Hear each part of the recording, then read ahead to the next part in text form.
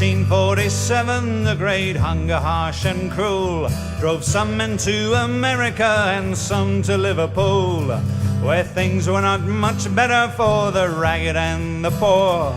So just to fill their bellies they put on a uniform.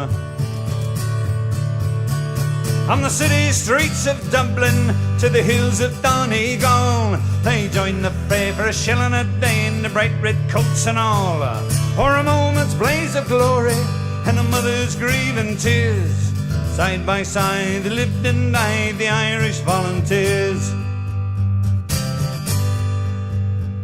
They joined the Union Army in the war between the states. They marched across the farmlands where the bullets flew like hail, on the cornfields of Antietam to the hills of Gettysburg. They'd lost 1,000 comrades, but they never lost their nerve. From the city streets of Dublin to the hills of Donegal, they joined the fray for $1 a day in their fine blue coats and all, for a moment's blaze of glory and a mother's grieving tears. Side by side they lived and died, the Irish volunteers. They suffered in the trenches in the mud of Flanders field, marched into the guns to bring the Kaiser to his knees. 20,000 dead in just a single day of hell, English, Scots and Irish in the mud you couldn't tell. They jumped into the water off the shores of Normandy.